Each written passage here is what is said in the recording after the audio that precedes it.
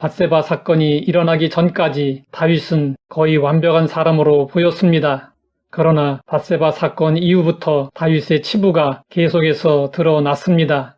다윗에게는 다말이라는 딸이 있었습니다. 다윗의 맏아들 암논이 이복 누이인 다말을 사랑했습니다.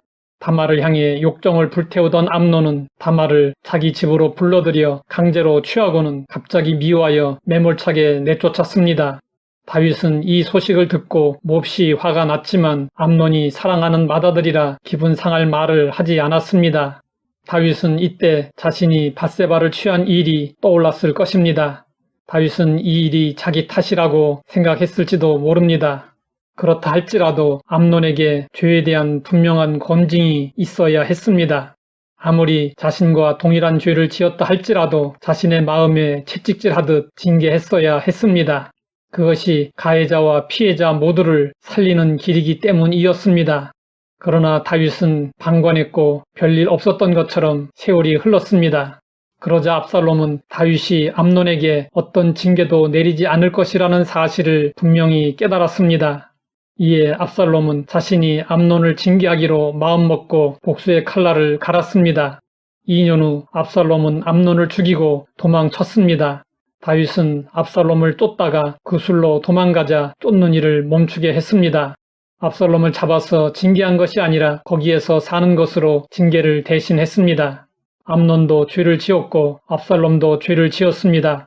암논의 성적인 범죄는 다윗이 밧세바를 취한 사건을 연상하게 하고 압살롬의 범죄는 다윗이 우리아를 죽인 사건을 연상하게 합니다. 죄를 짓지 말아야 합니다.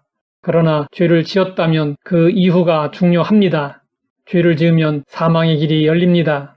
이 사망의 길을 생명의 길로 바꾸는 것이 회개입니다.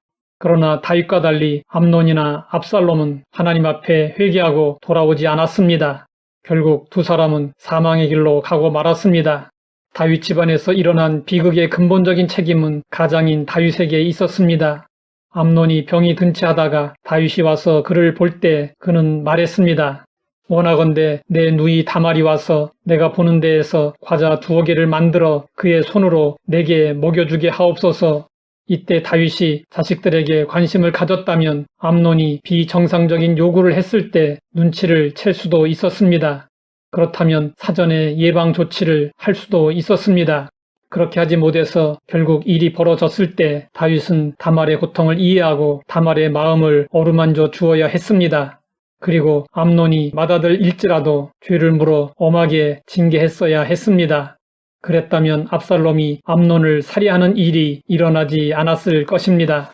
또 압살롬을 제대로 징계했었다면 나중에 아버지를 대항하여 반역하는 일도 일어나지 않았을 것입니다. 좋은 게 좋은 거다라는 말이 있습니다. 이것은 일을 더 크게 만들지 말고 묻어두자는 것입니다.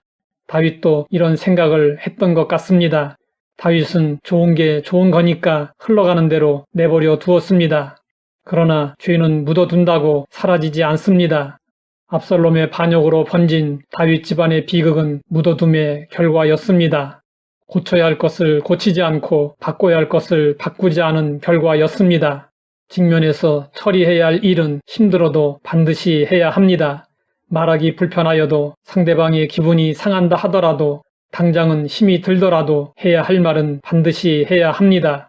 외면하지 말고 모른 척하지 말고 고칠 것은 고치고 바꿀 것은 바꿔야 합니다. 사랑이 없는 공의도 잘못된 것이지만 공의 없는 사랑도 잘못입니다. 잘못했을 때 징계는 꼭 필요합니다. 그래서 하나님은 사랑하는 자를 징계하십니다. 자녀가 잘못했을 때 부모는 과감히 징계할 수 있는 용기를 가져야 합니다. 그래야 더 큰 불행을 막을 수 있습니다. 하나님 아버지, 다윗 가정의 비극을 통해 가장의 책임을 깨닫게 하시니 감사합니다. 바쁠지라도 가정일에 관심을 갖고 자녀들 교육에 최선을 다하게 하옵소서. 예수님의 이름으로 기도드립니다.